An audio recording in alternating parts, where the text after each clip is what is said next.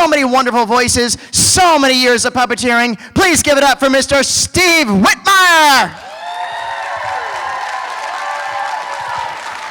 Thank you, thank you, thank you. So, with his new character, a pizza puppet. Pizza. Pizza for everybody. I'm literally going to eat pizza while we talk. No, it's all good, bro. It's all This good. is this really disgusting con pizza. But we were just saying backstage, sometimes what you want is really disgustingly bad pizza. Yeah, absolutely. You know? It works. It works. It Yeah, I works. can't resist. Sorry. No, you could talk and chew at the same time. It's all good. It's all no, good. I can't, but okay. Well, what I wanted to do is if you could, in your own words, to tell the audience how your interest in puppeteering and this wonderful craft developed for you. Yes, well, okay. I'll start back from when I was 10 years old. And I had known about the Muppets prior to that, but that was the year that Sesame Street actually came on television. So I got really obsessed about the Muppets and just totally intrigued about how they moved, how they worked, how alive they seemed, and tried to figure out how these guys were doing that. So I started trying to build my own puppets, and they were really, really bad. And I wrote a letter to Jim Henson at that point. And I asked Jim if he had written any books on puppet building. And the great thing was, I was 10 years old, and he wrote back to me, which was really impressive to me. More impressive now maybe than when I was a 10-year-old kid, because, you know, it was just amazing to get a letter from him. And it turned out he hadn't written any books, but he encouraged me to keep trying to build puppets. And so I was fast forward through high school, where I was the nerdy puppet guy. And I met Jim through Carol Spinney, who some of you would have seen here at the show today. And Jim auditioned. I did this, what you might call an audition for Jim, which was basically you just put on a puppet, and Jim puts on a puppet, and the two puppets talk to each other for a while, you know. And I was fortunate enough to get hired when I was 18 and begin work on the Muppet Show. Wow. Yeah. Yeah. Just what was it like getting that first time on the Muppet Show, which was interesting because it coincides with one of our guests this weekend. Oh, well, that's interesting. True. Yeah. So I was 18 years old. I'd never spent much time. I'm from Atlanta. I'd never spent a great deal of time outside of Atlanta in my life, you know, occasional vacation. And I find myself in London working on the Muppet Show, not really knowing anyone. I mean, I had met Jim and I had met Frank Oz, but those two guys were busy producing a major TV show. So it wasn't like we went out to dinner every night. It wasn't possible. So I was making friends slowly. And the first episode I did, some of you have heard this story if you came by the booth, but was with Alice Cooper as the guest star.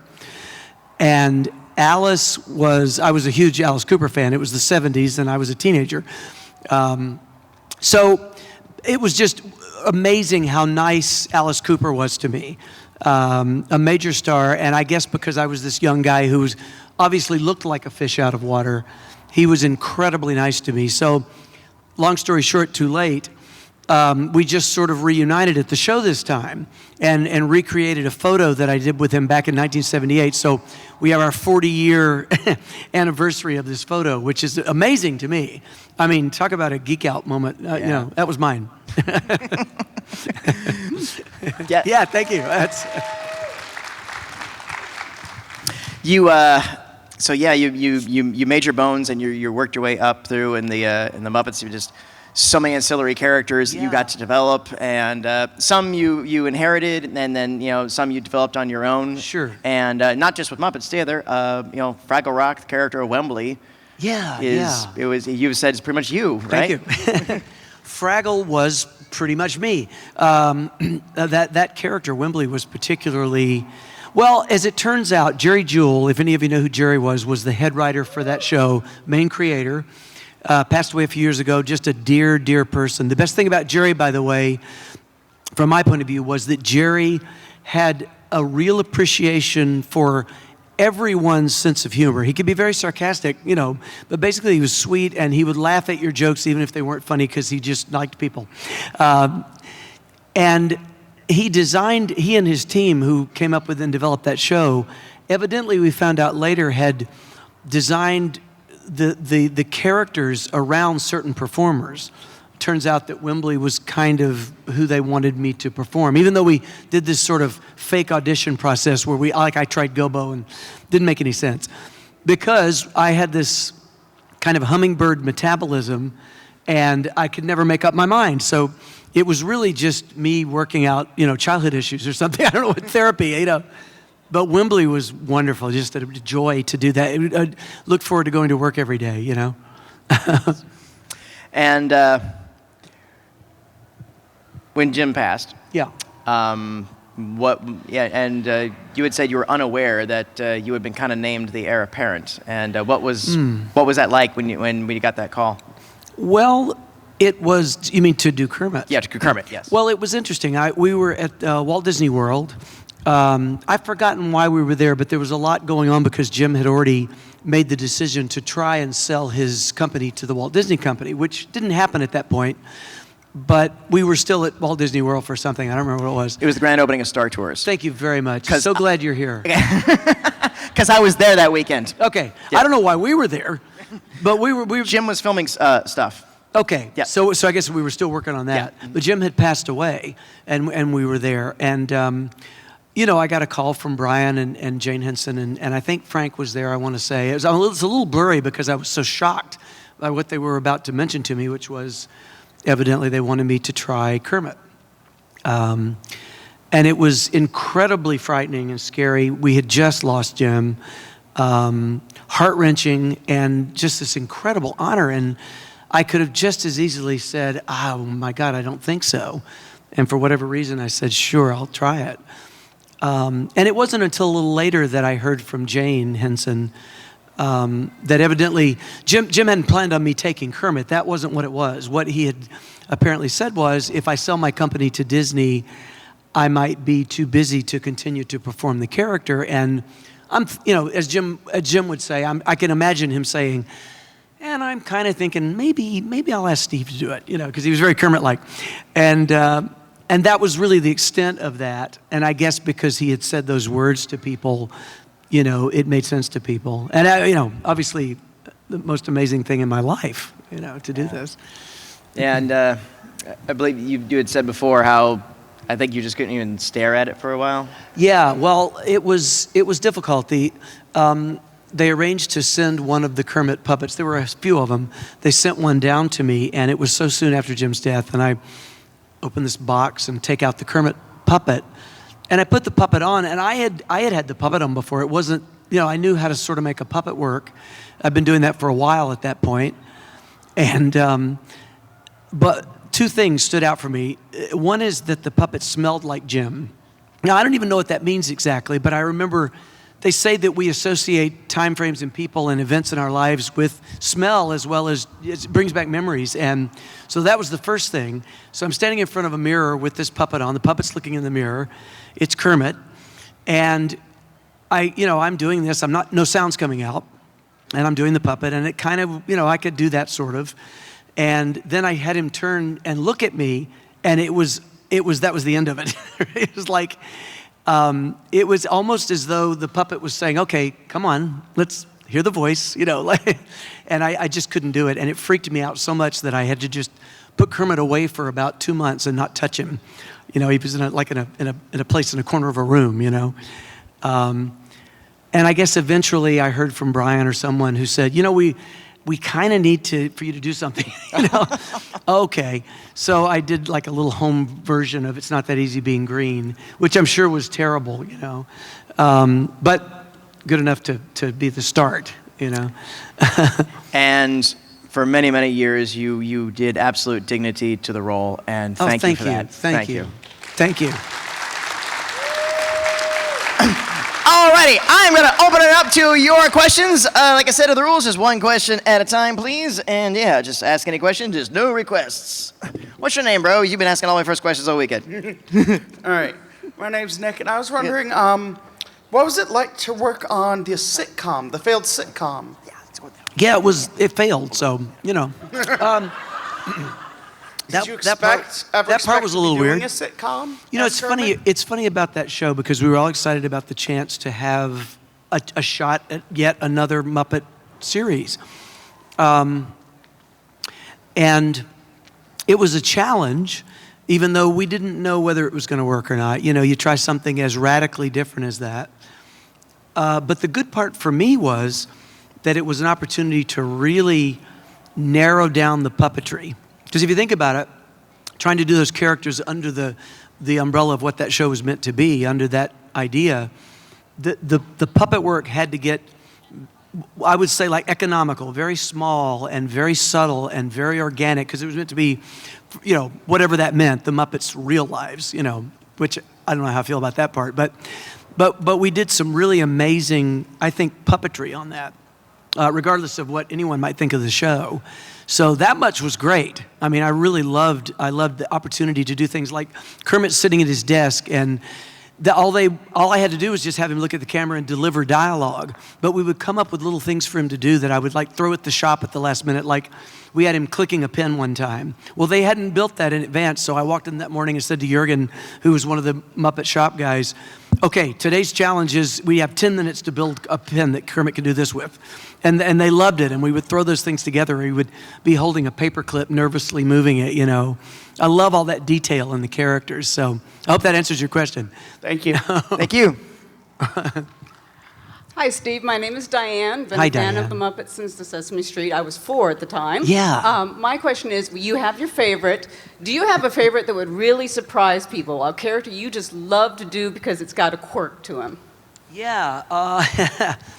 Well, I'll tell you what, I'm just going to give you my knee-jerk reaction because the first thing that came to mind was this character called Marlin Fraggle. And a lot of you wouldn't even know who that is, but thank you. He knows who it is. Yep. The #1 fan. But Marlin, you know, I did Wembley all the time on that show, which I loved, and I did Sprocket. And every once in a while, they would be light enough in an episode that I got to do some little silly thing. And Marlin was this weird Fraggle. I think one of his eyes was bigger than the other, and he was creepy and weird. And his voice is basically, those of you who know Dark Crystal, I did the voice of this. Yes. Yeah, okay. Yes. I did the voice of this Skeksis that was the scientist, and he was like this, you know. And I basically, Marlin was the same voice. He's basically the Skeksis scientist, you know, only creepier, I think, than even the Skeksis. So that's a weird little character that I sort of kind of miss, you know. We didn't do very much with him. But Marlin Yeah, Fraggle. hold on. There you go. There you go. Thank you. Hi, Steve. Hey. I'm Carolyn. I've been a Yes. fan of yours since I was 4 years old. Wow, thank you. I feel really old now. Oh, sorry. Oops. It's okay. You as a goblin in the labyrinth. Yeah. What was that like? Was that just? It was great. It was, if you know, many of you know this, but if you look at the way the stage is, that's the way the sets were almost always done with the Muppets. The sets were up on a platform, and we were standing on the floor like all you guys are. So you're working next to David Bowie or whoever it might be. And for whatever reason, I got to grab the one that I really loved, which was this guy with a little pointy flat face and like a helmet with a spike on it. I don't know whether you know which one that is. Loved that puppet. It just, some of the goblins I wasn't crazy about, but that one I loved, and I got to do him a lot in the whole thing. So, you know, I mean, you're working under David Bowie, and for whatever reason, he decided to grab that puppet. Like he's doing his song, "You remind me of the Babe." What Babe? And he grabs that puppet, you know. That was his thing. I don't think it was choreographed. So, nice little moments, you know. Did you get to say, "No, you shut up"? Yeah, I did. Now, that might not have been my voice. That may not have been my voice. I would have done that, but then they probably dubbed it. We didn't do very many voices on that. It was mostly done by other actors. But anyhow, It's so nice to meet you. thank you. You too. Thank You too. you so much.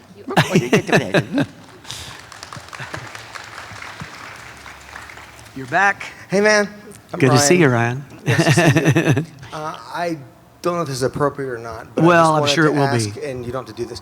I wanted a question for Wembley, and answer it as yourself if you. I think I probably wish. will. Marlon This is was. fine. I did Marlon, but I'm kind of not doing the character voices. All good. You know, All it's good. one of those things. I just Yeah. wanted to say, the end of Fraggle Rock. Yeah, I can answer for You Wembley. cannot answer for Wembley. Okay.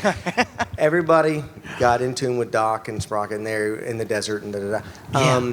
Has Wembley gone on any adventures in outer space with the silly creatures Since then? Since then, because Do- you know they're yeah. now all one big Yeah. symbiote circle. I think and he owns a casino in Vegas. Yeah. he's too honest though. Yeah. No, it's a very honest casino. He can't decide. No, never mind. I'm not going to go any further. No, He spins a roulette wheel. I think as Wembley's character, I think he probably would never go out there. It's just too scary. Him and Boober would just cower in the corner. You know, I can't believe they'd ever go into the real world. I hope that never happens, you know. I'd like to see them stay in their little place. Yeah, I would. Yeah. I believe Boober would go out before Wembley. He might. Yeah, the two of them Hey, together germs. would support each other in not going. Yeah, that's cool. Thanks, you, Ryan. Hey, Steve. First off, thank you for being so gracious and kind to all of us you've met wow, this weekend. thank you, thank you. Sincerely, I really think, having met you now, I feel like you kind of carry on the spirit of the Muppets and Jim and everything, and you've just been Thank so you. good to all of us this Thank weekend. you, thank I you, thank appreciate you. that. My question, now I'll admit I'm biased, two of the best documentaries I've seen in a long time are I Am Big Bird, Yeah. the story of Carol Spinney, and Being Elmo, the story of Kevin Clash. Yeah. What do you think are the odds, whether through crowdfunding or any other medium, of putting out a documentary of your story? If each and every one of you could send in $3 million. Go in your mom and dad's wallets and purses, and Yeah, somebody got really in trouble. Who was it got in such trouble doing that? Soupy Soupy Sales. Sales years ago. oh yeah. Anyhow. Another Alice Cooper friend. Well, it's not official, but I've met a very young filmmaker named Liam Nelson in Atlanta, very young, but quite experienced, who has talked about doing this. So we might do that. Okay, I'd buy it. We might shoot a piece or two of it at Gen Con coming up. Cool. I'm going to do some puppet classes there, which is something that unfortunately doesn't work into a Comic-Con so well, but it's a little bit different kind of convention. So a teaser. We might do that. I think we're thinking about it. Yeah, definitely. Yeah. We'll follow it. Thank you. You Absolutely. bet. Thank you, boss.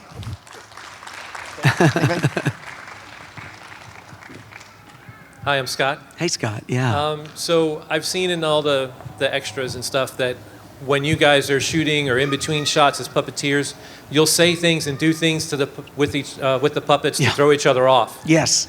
Do you have any fond memories of any of those moments? Well, it's always amazing because we almost always, the characters stay alive long after people say cut. I mean, and it's things that the audience will unfortunately never see. Some of it you wouldn't be able to see because it gets a little raunchy sometimes. But actually more fun even, I mean, that stuff's great. But we also try to throw each other off in the middle of doing a take because you've got all these people working like this with the puppets are up here, and so all the people take up 3 or 4 times as much space. We're right in each other's faces.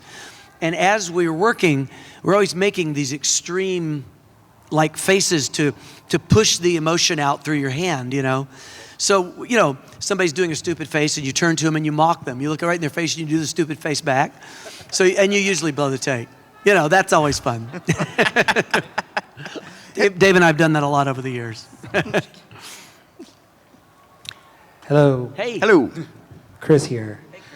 Just as you mentioned earlier, like as a kid, you sent a letter for like Yeah. puppeteering and everything like Yeah. that. If now that you had all this experience, what's your like number one tip for puppeteering? Well, it's interesting. I've always tried to, when people ask me about puppeteering, I always try to encourage them. If it's something, I'm not ignoring you guys. Sorry, I'm looking at the mic. Try to encourage them to just do it, because it's very easy to get tied up in the notion, or at least it was for a while, that you've got to work for the Muppets. Or I think if it's something that you love doing, you just do it, however you can. And you might have to have a day job, But YouTube and there's so many outlets for people to do their own video work. And if you don't like that kind of puppetry, there are many other kinds. The Muppets are just one style. They just happen to work well on television. I don't know what else to say except that. Just find a puppet, in my opinion, from a Muppet point of view. You want to get a puppet that has eyes that really focus on the camera or on whatever they're looking at. They're kind of straight ahead. Right. And if you're learning the lip sync, really work on that. Many of you know this, but the idea from the side here is not to do that with your hand. It's to sort of do this, so that the eyes stay basically level as the character's talking. Gotcha. And the louder your voice, the bigger you might open the mouth, or you hit punctuated words, and just practice and have fun with it. All right. Then. Thank you. Yeah. Thanks, boss. Good question. Hello, my name's Irving, and This is kind of a ridiculous question, but over the years, Kermit has been such a major icon in media, and I'm always curious about this regarding like the source of most things. But Yeah. what do you think of all the internet jokes and memes that have come out of Kermit over the past few recent years? Well, I'll tell you objectively what I think is that it's, and I said this to some of the executives before, I think it started because we weren't doing very much. And I think the fans wanted the Muppets, so they just took them and did what they wanted with them. You know? I mean, what are you going to do? If we're not putting stuff out there, then they've got to keep going. I think they're fine. I mean, some of them are kind of rude, but I think everyone knows that's not really what Disney was doing or what the Muppets were doing, and they're funny. Some of them go a little bit too far, probably. I'm not extremely politically correct, but I don't want to insult groups of people. And I think that's out of character for Kermit. But what are you going to do? You can steal a photo in 2 seconds on the internet and do whatever you like with it, so you can't stop it, Yeah. So you have to accept those things. Thank you. Okay, Thank sure. you. Thank you, boss. Whoops, my bad.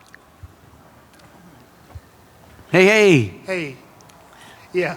I have a question. Okay, if you could go back and do any other, puppet, which one would it be? You mean other than any of the ones that I did? Yes. Wow, that's a hard question. I don't, and I'm going to answer it in a little weird way, I guess. I'm not sure there's anyone that I would go back and do.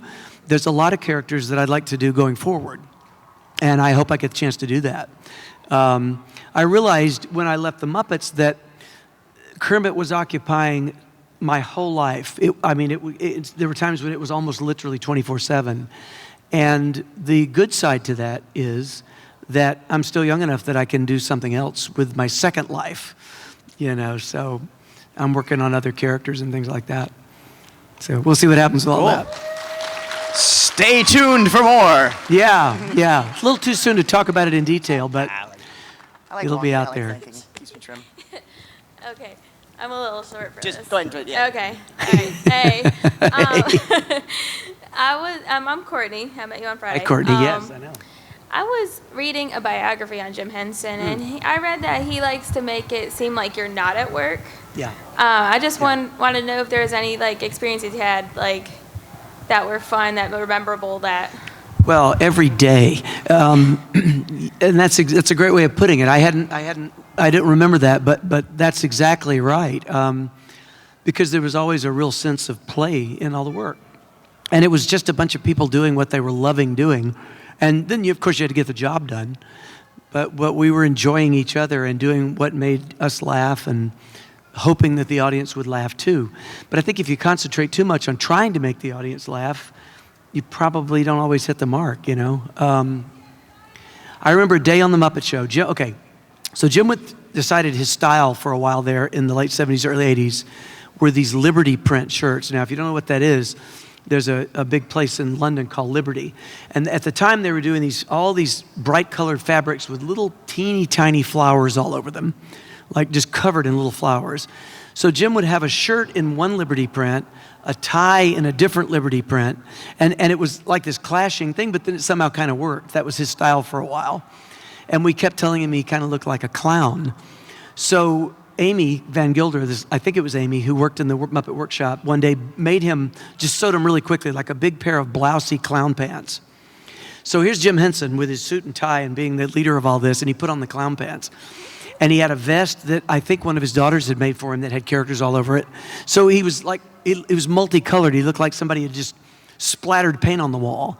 And he wore it all day long. I have pictures of it somewhere, of Jim basically dressed like a clown. I remember Dave Gill saying, I work for a clown, But there's something amazing about that too, So it was always fun. He was Jim Henson. He could wear whatever he wanted. Exactly. Thank you. Hi, Steve. Hey. My family's been a huge fan of the Muppets since I was a kid. My family used to watch it. My parents used to laugh at the Muppet Show just as much as my brother and I did. Yeah. So it's a great honor.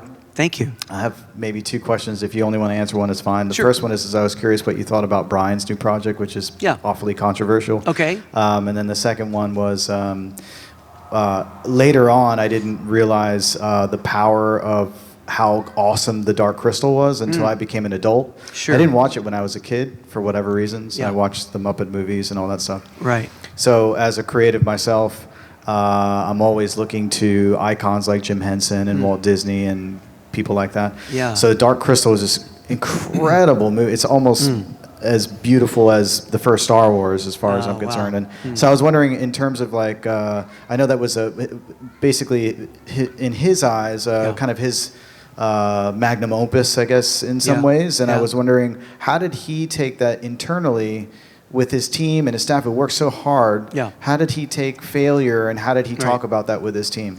Well, it's interesting because Jim, my impression of Jim certainly was that, first of all, he rarely looked back at anything.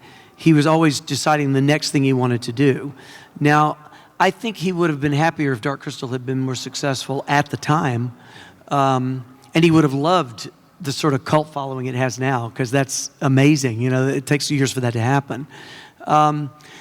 But I'm not sure he looked at it so much. I know it's a figure of speech. I don't think he looked at it as a failure. I think he looked at it as his artistic vision, and people didn't react to this one like they did the Muppets. Yeah, creatively, it was definitely a success. It was such a huge thing, you know? Yeah, for sure. And it was really such an amazing translation of Brian Froud's artwork onto the screen, I think. You know, that team making that happen was amazing, and really hard work and enormous prep. And it was just another branch of Jim's brain, mind, pulling this stuff out of the air. And as far as Brian's film goes, I think it's fine. I mean, I'm sure it's going to be funny. Melissa McCarthy is amazing. I don't know enough about the characters yet, but I'm pretty sure Bill Beretta is doing maybe the lead character, and Bill's one of my favorite people on the planet. It's a departure from what the Muppets do, but nobody's saying it's the Muppets. It's different characters, and I think it's okay. Yeah, great. The only thing let me just add, and I'm not sure it even matters with that film because it's probably got a rating that makes it make sense. I know sometimes parents get confused about taking their kids to films just because there are puppets in it. So they should check the ratings probably, if they were, you know what I mean? Exactly. Don't just automatically assume that just because something has puppets or animated characters, it's automatically for kids. I totally agree. Yeah. Yeah, great. Thanks, Steve. Okay, sure. You asked 2 questions, so you get no candy. Sorry. All right. Tell you what, young lady, come on up. I want to bring you up here. We got to see this. We got to see this.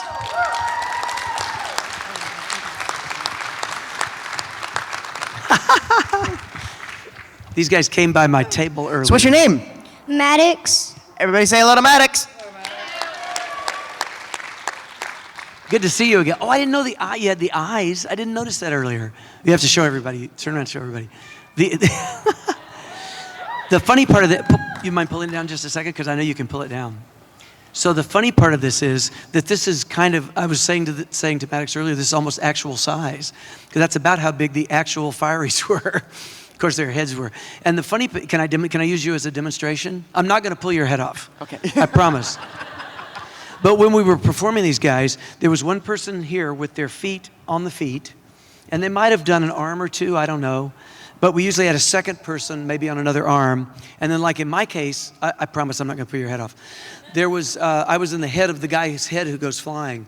So it was not attached to the body. So whenever you were there and wanting it to look like it was attached, you had to follow this person really carefully. And we're wearing these black velvet clothes and we can't see, and it was bizarre. But this is amazing. Your mom made this, right? Yes. What's your mom's name? Emily. Emily. Yeah, I met Emily earlier. And Emily, where are you? she made there's a Ludo out there somewhere. I don't know whether you're still in it.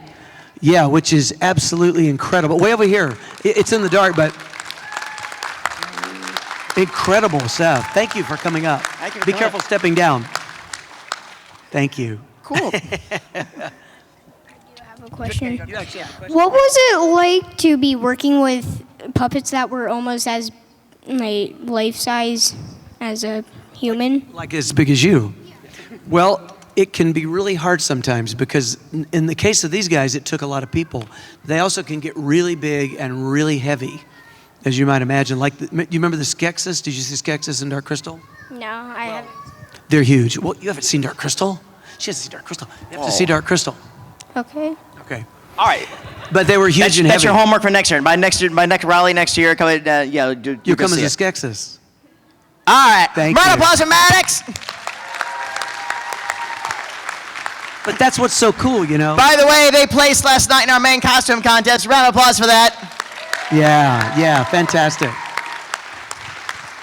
That's one of my favorite things about the Muppets too, and all of Jim's work is that people pass it down from generation to generation, and 70-year-olds, and every generation is affected by that work in some way, Hello, Steve. Billy Dorn. And we Yeah. spoke downstairs about. Yes. I'm glad I didn't start coming to cons until I was an adult, because it took me a long time to get what grabbed me about not just Muppets but Dark Crystal, which was ahead of its time, and Right. and just so many different things, and the stories, what was behind the characters. And it's carried through us for all these years. Yeah. But what has kept you motivated? Besides Jim at the Sure, beginning, what sure. kept you motivated instead of burning out and thinking, these damn kids are like, all they want is games? What has kept you motivated into still trying to reach kids like us, or kids that need to be more like what we grew up with? Well, I got into this for, there are two wonderful things about the Muppets. Many wonderful things, but two specifically from the point of view of performers. One is the people that we always work with, whether that's the core group of people that I worked with for years, or whether it's when it expanded and new people came in for certain projects. The inclusiveness of it, and the work. I just love the work, and I think Jim felt the same way. Jim loved the people, but he loved the fact that all those people were working towards a common thing. I just like that. I like the integrity of that, That's what keeps me going, is the feeling of the camaraderie. I can see that. Thank you. Yeah. Thank you, boss. Sure. Hello again. Welcome back. I was wondering, what was it like to work with Jason Segel in the 2011 movie? It was good, and I'll tell you a story about that, because most of Jason's scenes, except for really it was only a couple that Kermit was really in with him majorly. And so I worked with Jason more when we went to promote the movie than I did when I worked on the film, because there was a lot of Walter with Jason and all that. But when it came time to promote, Jason and I ended up traveling kind of like all over the world, like to Australia and Mexico and all these places with Kermit and Jason as the team, going on television everywhere. And I can tell you, spending a couple of evenings with Jason Segel in Mexico City is unforgettable. He's a crazy man, and I loved him, and it was just great working with him. Thank you. Thanks again. Hello. I have a controversial question. Okay. Fraggles or Muppets? Well, There's always a versus. Sure. Well, I've said this to a lot of people at the table. My favorite thing that I ever worked on was Fraggle Rock. It was fun because really for many reasons. For me, because of the point I was in my, development as a performer and as a person.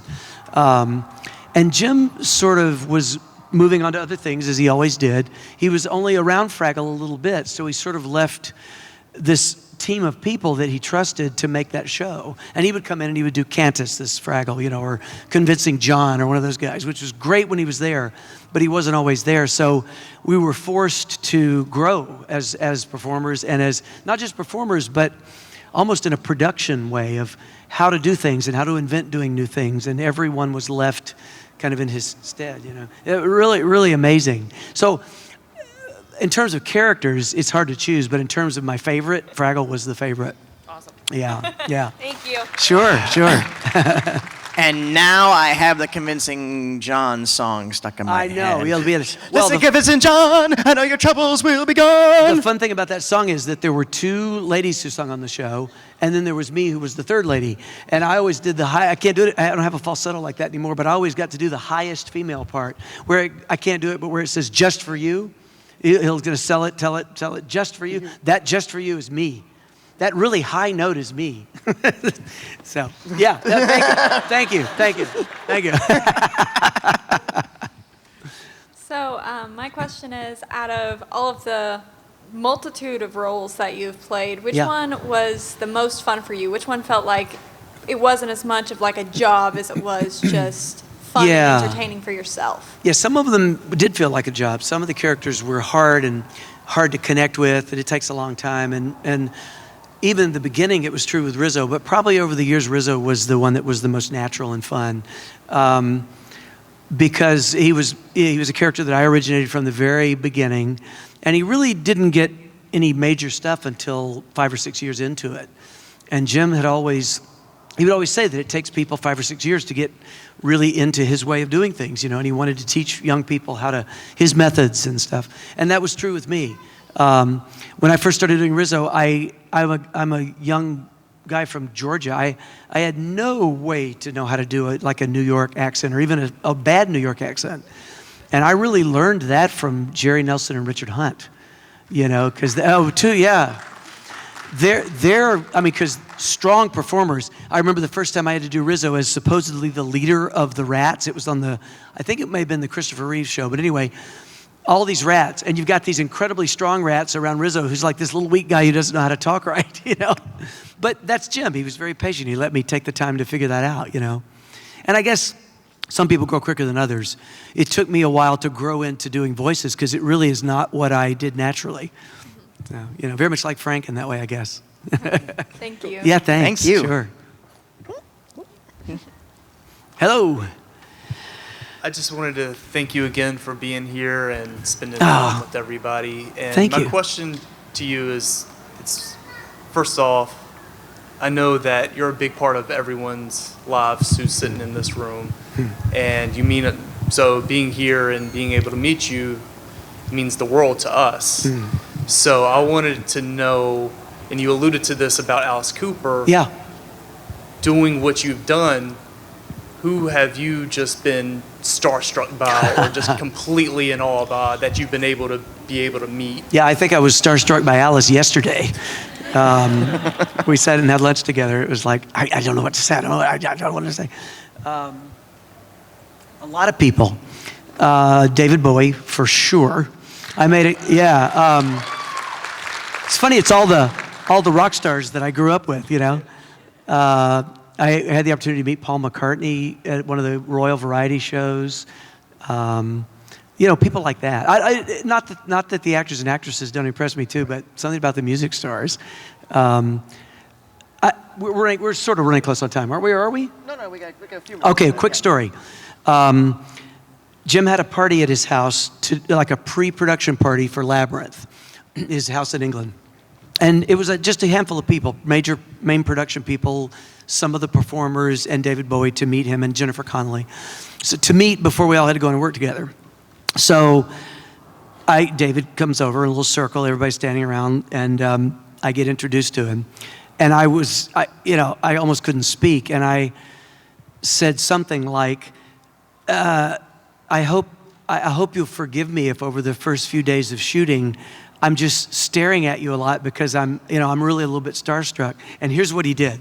So like, you're me and I'm David, and he goes, oh, yeah. It was like, and I thought, oh my God, I've blown it. I've made a complete fool of myself. And so like 3 or 4 days or maybe a week into shooting, so now I'm not going near him, right? We go to see the dailies, at the end of the day, the stuff we shot the day before. And I'm walking back to my dressing room, and all of a sudden somebody runs over and grabs me by the shoulders and like pushes up on my shoulders. I didn't know who it was, and it was David Bowie. And it's a whole group of people, and he said, come up, he was still in the makeup. He said, come up, I got to get my makeup off. Let's just talk for a while. And the thought that went through my mind was, oh my God, I don't drive in England. How am I going to get home? But anyway, it didn't matter. I would sleep at the studio that night. So I went up and I spent about an hour and a half, and we just talked while he's sitting there getting out of the makeup. So I felt like maybe it was okay after all, So that was amazing. But yeah, I would say I was very starstruck by that. And Tim Curry too, by the way. Yeah, Tim, yeah. Thank you. Yeah, sure, Thank you. sure. Hi, Steve. Hey, Me and my friends were wondering, how did you feel about opening this up to the public? opening, Like the Muppets and all of your other shows and stuff like that. I'm not sure I understand your question exactly. Which show in particular, or just Just all of them. just How did you feel just about being opening a them part up? of this whole Yeah. Muppet experience? Well, you mean being at Comic-Cons? No, like opening it up to like the entire public. Well, it was already open to the public before we got there, but You mean I'm not exactly. I want to get your question because I want to give you the right answer. You mean in turn? I'm sorry, I don't mean to put you on the spot either, but I'm trying to make sure I understand. You mean like taking the Muppet work and just letting people see it and stuff like that? Or? Yeah. Well, that's great, and it was started with Jim, of course. I mean, the reason Jim became a puppeteer was because he wanted to work in television. He really never planned to be a puppeteer. He used to joke about it and say, I don't think it's a career anybody would want, would choose, he said. And it just was one of the many things he tried as a way to work in television, and it just happened to be the one that stuck. Everybody loved what he did. So that was his purpose, was to try to do something that people would love and enjoy. So it always felt great. The best thing about the Comic-Cons for me, which is why I sort of went in that direction, is that, we work in a studio all the time. We've done this for 40 years, and we never meet the fans. We know they're out there, but it's nice to be able to hear from people, and have people come up to the table and talk about it. This thing is amazing. So thank you. Yeah, it's really good. Thanks to all of you. Here's a blue one. Okay. We are just about at time, so we're going to do what I call a lightning round. So, what's your name and what's your question? My name is Kendra, and I was mostly just wondering what it was like working with the people with Labyrinth, just working on the movie in general. I didn't get the last part of your question. What was it like working in general in Labyrinth? Yeah, well, it was cold because we were shooting in England. The food was bad. No, it was actually fine. Well, I've already talked a lot about David. I mean, that was incredible to meet David Bowie, and then to go for a few years after that, we would get to go to his concerts and go backstage and stuff, which was very cool. But it was very technical too, just like Dark Crystal. All those creatures and all those kinds of. I mean, it's interesting after Dark Crystal because Jim had a lot of more normal type hand puppets, like the goblins in that. And they weren't quite as complicated as Dark Crystal, so we were able to have a little bit more fun. And I think the original, if my understanding is correct, I don't think Jim ever planned on it being a musical. That was really David Bowie's influence. He wanted to write music for it, so Jim said, okay. But that was Jim. He invited everybody to contribute, So it changed a bit, and then we got to be a little bit more Muppet silly in a way with those characters. So, yeah, it was fun as always. Cool. Thank you. Hey, what's your name? What's your question? I'm Deanna. Hi. So on Sesame Street and the Muppets and Fraggle Rock, they dealt with a lot of, it was a lot of fun, but they also dealt with a lot of issues. So death and home issues and acceptance and all this stuff. Are there any of those things that particularly touched you or episodes that really resonated? Well, obviously, we did this Jim Henson tribute that was, we'd shoot a scene, then we'd all go cry. It was really hard.